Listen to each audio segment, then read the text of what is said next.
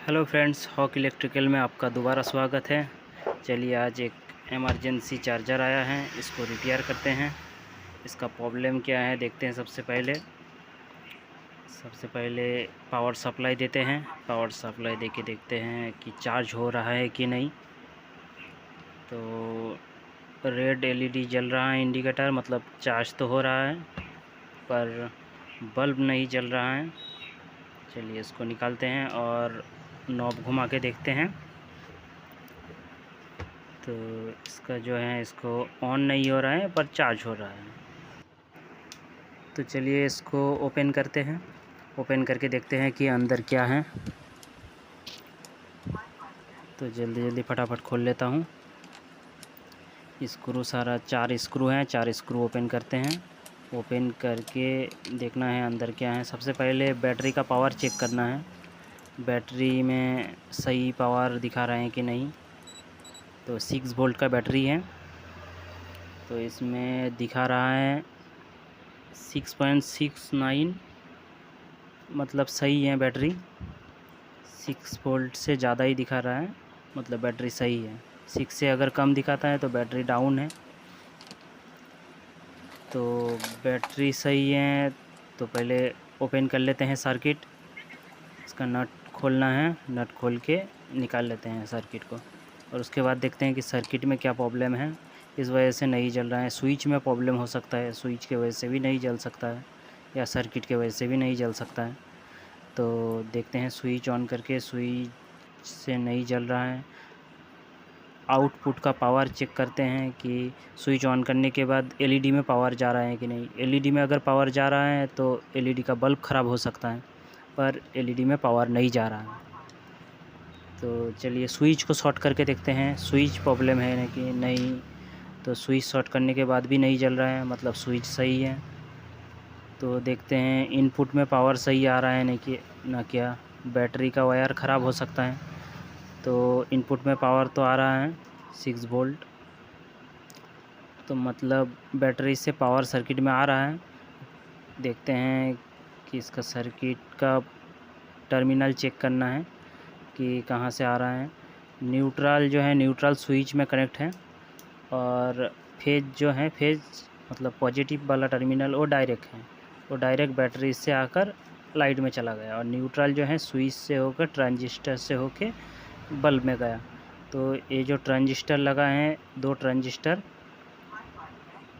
इस पे प्रॉब्लम हो सकता है। तो चलिए, इसको शॉर्ट करके देख लेते हैं। इसको शॉर्ट करने से जल रहा है, मतलब ट्रांजिस्टर ख़राब है। तो ये ट्रांजिस्टर को निकाल के नया ट्रांजिस्टर लगाना पड़ेगा।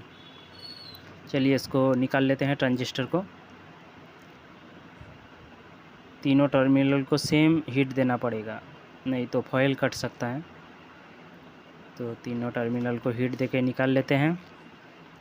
और उसके बाद मेरे पास ट्रांजिस्टर नहीं है, तो डायरेक्ट कर देता हूँ। उस डायरेक्ट करने के लिए आपको स्विच का टर्मिनल कट करना पड़ेगा, मतलब स्विच जो है वो फेज टर्मिनल पे है, पर हमको न्यूट्रल टर्मिनल में कनेक्शन चाहिए। तो दोनों टर्मिनल का फॉयल कट दिया। अब क्या करना है, न्यूट्रल जो पॉइंट है, मतलब बैटरी का जो न्यूट्रल वाला टर्मिनल आ रहा है, उससे सोल्डरिंग करके एक वायर निकाल ले, और वही वायर को स्विच का कोई भी एक टर्मिनल पे फिटिंग कर ले। और एक वायर लेना है, और एक वायर जो लाइट का जो न्यूट्रल वाला टर्मिनल है उसमें फिटिंग करना है। लाइट का न्यूट्रल वाला टर्मिनल पे फिटिंग करके उसको भी स्विच का दूसरा टर्मिनल पे फिट कर लेना है। एक वायर लिया और इसको लाइट का जो न्यूट्रल वाला टर्मिनल, मतलब ब्लैक वाला जो वायर है, उसमें जोड़ना है। और स्विच का दूसरा वाला वायर, स्विच में दो टर्मिनल है, वो दो जो मेन टर्मिनल होता है, 2 बड़ा बड़ा पिन वाला, वो 2 टर्मिनल में जोड़ना है। मतलब लाइट का वायर एक लेना है, लाइट का जो वायर आया जहाँ से, वहाँ से सोल्डरिंग करके एक वायर लेना है, और स्विच का एक साइड, और बैटरी का जो न्यूट्रल वायर आया है उसको सोल्डरिंग करके एक वायर लेके जाके स्विच का दूसरा टर्मिनल में।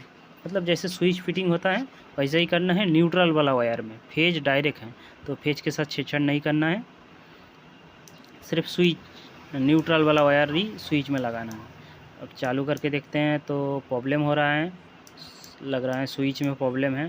तो स्विच का टर्मिनल को शॉर्ट करके देखना पड़ेगा, मतलब दोनों टर्मिनल को जोड़ के देखना पड़ेगा कि चालू हो रहा है कि नहीं।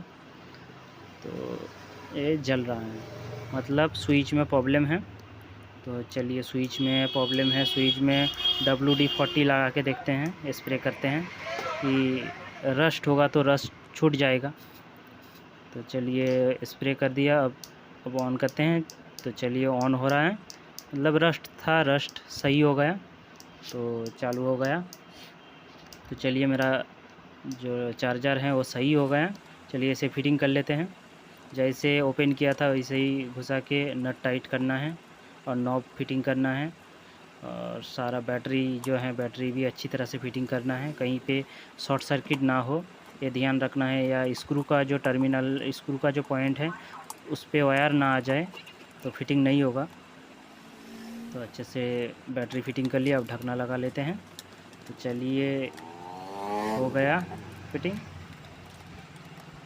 तो आज के लिए इतना ही, अगली बार नया वीडियो के साथ आएंगे, नया कुछ सिखाने के लिए। चलिए आपको अच्छा लगा तो इस चैनल को सब्सक्राइब कीजिएगा।